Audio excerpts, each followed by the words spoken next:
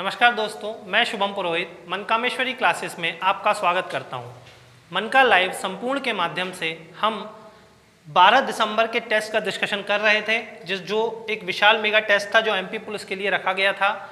उसमें हम मैथ्स और रीजनिंग के क्वेश्चंस का डिस्कशन कर चुके थे। आज मैं आपको जीके और जीएस के क्वेश्चंस का डिस्कशन करूंगा और उसका आंसर बताऊंगा। तो चलिए शुरुआत करते हैं। पहला क्वेश्चन जो 66 नंबर पे था वो ये था कि मध्य प्रदेश में विद्युत उत्पादन कब से प्रारंभ हुआ। देखिए, हम लोगों ने एमपी जीके में पढ़ा है कि मध्य प्रदेश में ग्वालियर रियासत में सन 1905 में सबसे पहले भाप से बिजली बनाई गई थी, जो 200 किलोवाट बिजली का उत्पादन किया गया था ग्वालियर रियासत में 1905 में। तो इसका सही आंसर हो जाएगा बी 1905। चलिए नेक्स्ट क्वेश्चन पर आते हैं।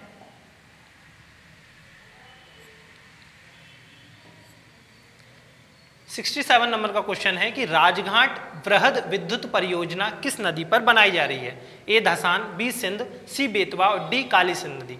तो राजघाट विद्युत परियोजना जो हमने पढ़ा है कि मध्य प्रदेश और उत्तर प्रदेश की संयुक्त बिजली परियोजना है, ये बेतवा नदी पर बनाई जा रही है। तो इसका सही आंसर हो जाएगा सी, राजघाट वृहद विद्युत परियोजना। आप लोगों को इसका दूसरा नाम पता होगा कि इसका दूसरा जो नाम है वो है रानी लक्ष्मीबाई परियोजना। रानी लक्ष्मीबाई परियोजना। यदि आपको ये क्वेश्चन घूमकर भी पूछ लिया जाए कि रानी लक्ष्मीबाई परियोजना किस परियोजना को बोलते हैं, तो इसका आंसर है राजघाट परियोजना, जो मध्य प्रदेश और उत्तर प्रदेश की संयुक्त बिजली परियोजना है। नेक्स्ट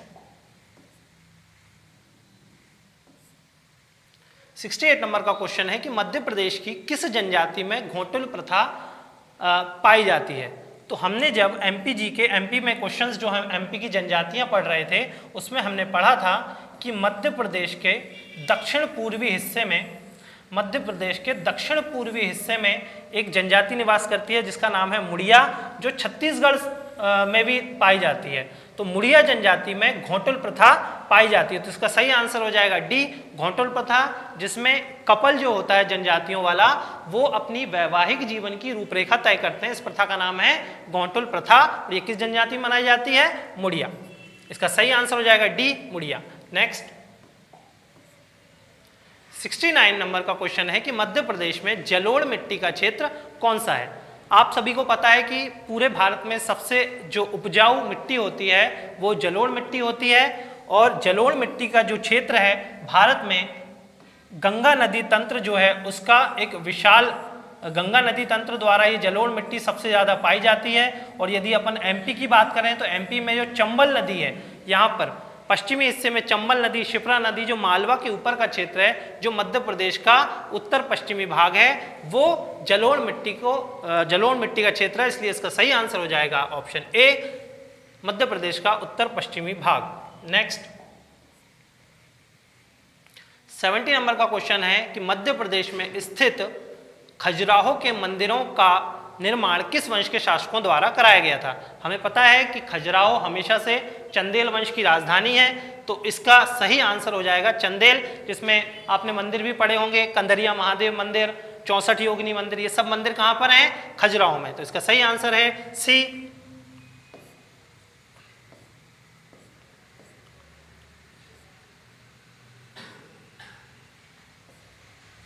चंदेल। नेक्स्ट 71 प्रसिद्ध ध्रुपद गायक कुमार गंधर्व किस स्थान से संबंधित थे।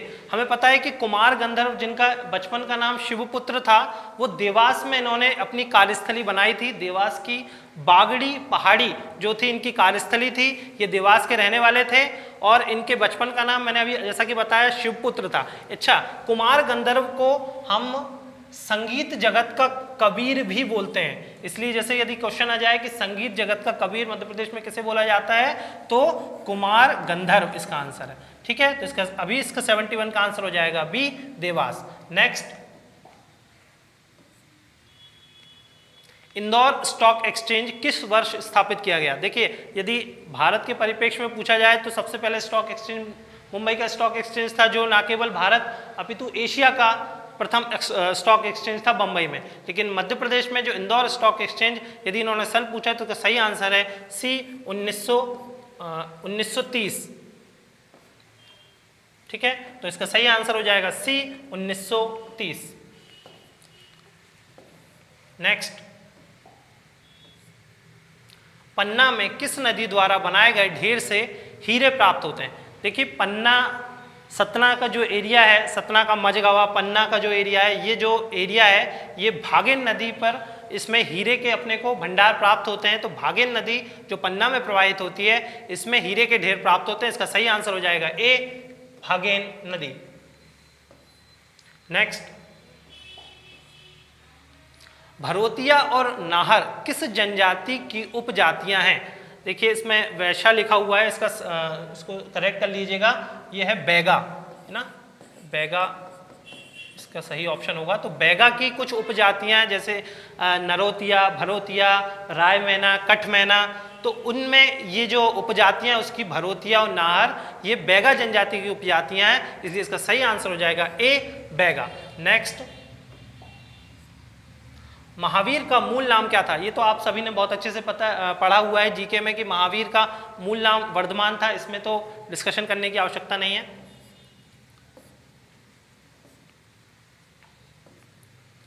तो इसका सही आंसर हो जाएगा बी, वर्धमान। नेक्स्ट, मुद्रा राक्षस का लेखक निम्न में से कौन है? ये बहुत अच्छा क्वेश्चन है। मुद्रा राक्षस विशाख दत्त जो थे, आपने पढ़ा होगा, विशाख दत्त जो चंद्रगुप्त मौर्य और चाणक्य के बारे में इन्होंने लिखा हुआ है। जो चाणक्य थे उनके उपलब्धियों के बारे में विशाख दत्त ने बताया है 4वीं शताब्दी में। तो विशाख दत्त के द्वारा लिखित पुस्तक है मुद्रा राक्षस। इसका सही आंसर हो जाएगा option B, Vishakh Dutt.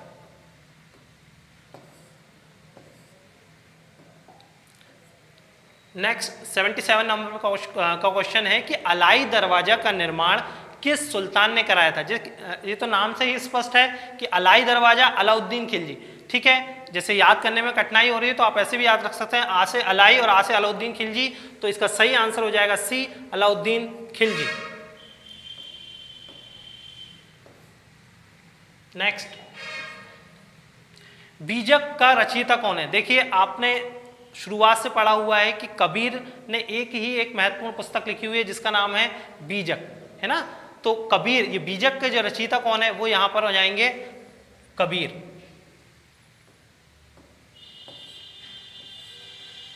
Next, Gandhi Irwin समझौता 5 मार्च 1931 को किससे संबंधित है? देखिए हम लोगों ने world history, Indian history, modern history में पढ़ा हुआ है कि गांधी जी के द्वारा नमक सत्याग्रह किया गया था, जिसके लिए उन्होंने सविनय अवज्ञा आंदोलन चलाया था। उस आंदोलन को खत्म करने के लिए महात्मा गांधी और लॉर्ड इरविन के मध्य समझौता 5 मार्च 1931 को हुआ था। इसलिए इसका सही आंसर हो जाएगा बी, सविनय अवज्ञा आंदोलन।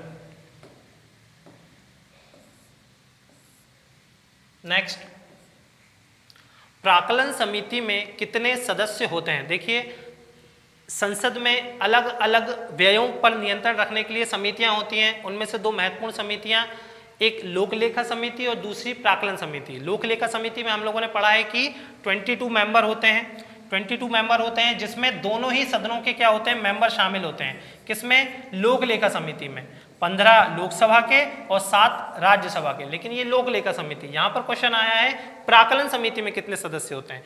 तो ये जो समिति है केवल लोकसभा के सदन से मिलकर बनी होती है, इसलिए इसमें जो सदस्य होते हैं वो होते हैं पहली बात 30 और केवल लोकसभा से होते हैं। लोकलेखा समिति और प्राक्कलन समिति जब हम लोगों ने पढ़ा था तो उसमें पढ़ा था कि लोकलेखा समिति का जो अध्यक्ष होता है वो हमेशा विपक्ष से होता है, प्राक्कलन समिति का जो अध्यक्ष होता है वो सत्ता दल से होता है। इसलिए जब प्राक्कलन समिति बनेगी तो उसमें सत्ताधारी दल का ही अध्यक्ष रहेगा। इसमें टोटल, अभी इसमें क्वेश्चन पूछा हुआ है कि प्राक्कलन समिति में कितने सदस्य होते हैं, तो अभी बताया 30, प्राक्कलन समिति 30, ऑप्शन सी इसका सही आंसर है। नेक्स्ट, सरकारिया आयोग संबंधित है। देखिए केंद्र और राज्य संबंधों में सुधार के लिए समय समय पर विभिन्न समितियों का गठन किया गया है, जैसे सरकारिया आयोग हो गया, राजमन्नार आयोग हो गया। तो इसका सही आंसर हो जाएगा केंद्र राज्य संबंधों में जो तनाव हो जाते हैं उनमें सुधार के लिए समय समय पर अनेक अनेक समितियों ने सिफारिशें की हैं। उनमें से एक समिति है सरकारिया आयोग। इसका सही आंसर हो जाएगा डी, किससे संबंधित है? केंद्र राज्य संबंधों से। नेक्स्ट, हिंदू वृद्धि दर किससे संबंधित है? ए प्रति व्यक्ति आय, बी साक्षरता, सी राष्ट्रीय आय और डी जनसंख्या। जब हमारा देश आज़ाद हुआ तो एक प्रोफेसर हुए हमारे देश में जिनका नाम था प्रोफेसर राजकृष्णा। प्रोफेसर राजकृष्णा हुए, इन्होंने देखा कि भारत की जो प्रति व्यक्ति आय थी एक निश्चित कांस्टेंट एक नंबर था, उससे बढ़ रही थी, जो नंबर था 3.5%।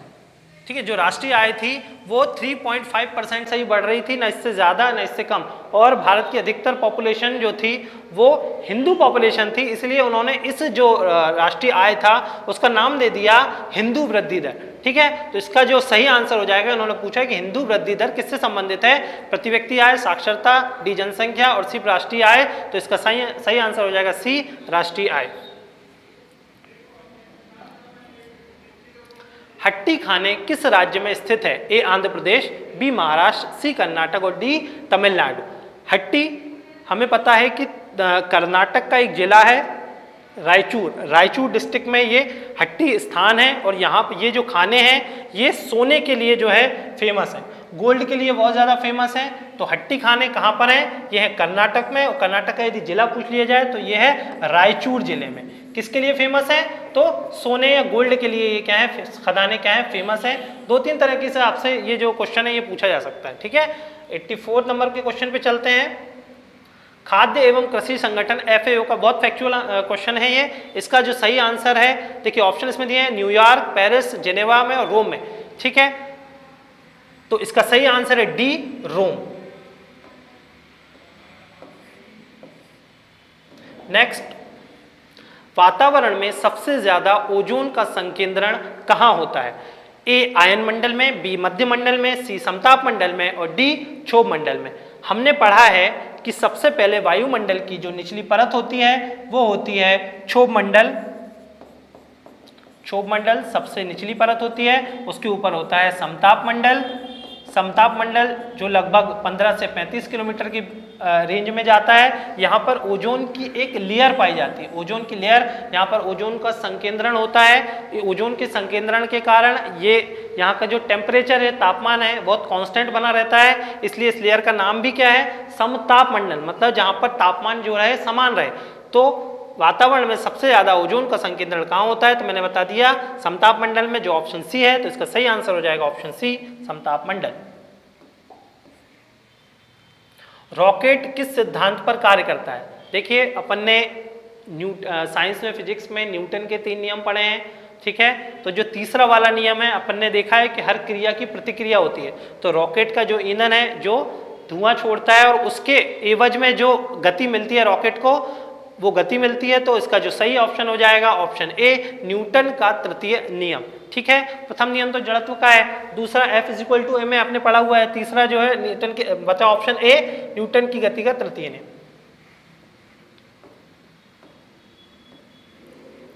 नेक्स्ट, प्रकाश का रंग निर्धारित होता है? ए आयाम से, बी तरंग दैर्ध्य से, सी तीव्रता से, डी वेग से।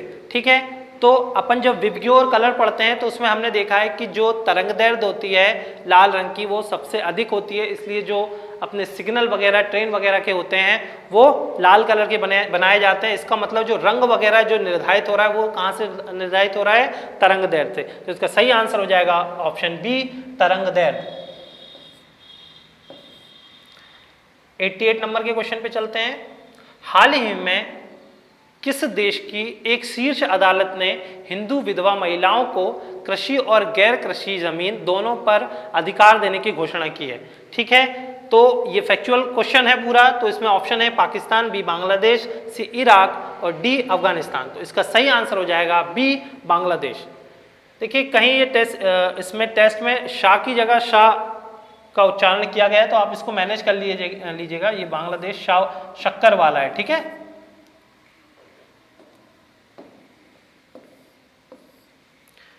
नेक्स्ट क्वेश्चन पर आते हैं। हाल ही में किसे वर्ष 2020-21 के लिए लता मंगेशकर अवार्ड दिया गया? ए श्रेया घोषाल, बी सुनिधि चौहान, सी नेहा कक्कड़ और डी उषा मंगेशकर। तो हमने पढ़ा है कि उषा मंगेशकर को 2020-21 के लिए लता मंगेशकर अवार्ड दिया गया था। तो इसका सही आंसर हो जाएगा डी, उषा मंगेशकर। नेक्स्ट, हाल ही में स्वच्छ भारत पुरस्कार 2020 के तहत किस राज्य को प्रथम स्थान प्राप्त हुआ है? तो हमने पढ़ा है गुजरात राज्य को राज्य के मामले में प्रथम स्थान प्राप्त हुआ है। और यदि शहरों की बात करें तो इंदौर ने फिर टॉप किया है। तो इसका राज्यों का, क्योंकि यहाँ पर क्वेश्चन पूछा गया है, तो सही राज्य जो हो जाएगा वो गुजरात, यानी ऑप्शन सी इसका सही आंसर है, ऑप्शन सी गुजरात। नेक्स्ट, प्रतिवर्ष अंतर्राष्ट्रीय वृद्ध दिवस कब मनाया जाता है? टोटल फैक्चुअल क्वेश्चन है। इसका सही आंसर हो जाएगा ए, 1 अक्टूबर को। 2 अक्टूबर को तो हमें पता है गांधी जयंती, 1 अक्टूबर को जो है अंतर्राष्ट्रीय वृद्ध दिवस मनाया जाता है। तो इसका सही आंसर हो जाएगा option A, 1 October. Next question, गणतंत्र दिवस परेड में फाइटर प्लेन उड़ाने वाली पहली महिला फाइटर निम्न में से कौन है? देखिए, हमें हमेशा याद रखना है कि गणतंत्र दिवस में महिलाओं की क्या क्या भूमिका रहती है, कहाँ कहाँ वो परेड में भाग लेती हैं। कई बार अलग अलग कर्तव्य दिखाने में महिलाओं के नाम आते रहे, इसलिए इसका ये भी हमने पढ़ा था कि भावना कांत ने जो था फाइटर प्लेन उड़ाया था सबसे पहले गणतंत्र दिवस में। तो इसका सही आंसर हो जाएगा बी, भावना कांत। नेक्स्ट, 93 नंबर का क्वेश्चन, एक मास्क अनेक जिंदगी अभियान किस राज्य सरकार द्वारा चलाया गया? मध्य प्रदेश, ये हमने पढ़ा है। नेक्स्ट, हाल ही में किसे राष्ट्रीय तानसेन सम्मान 2020 से सम्मानित किया गया? तो हमने एमपी का जब हम करंट अफेयर्स पढ़ रहे थे उसमें पढ़ा था कि सतीश व्यास को जो था राष्ट्रीय तानसेन सम्मान जो है 2020 से सम्मानित किया गया था अभी हाल ही में। तो इसका सही आंसर हो जाएगा बी, सतीश व्यास।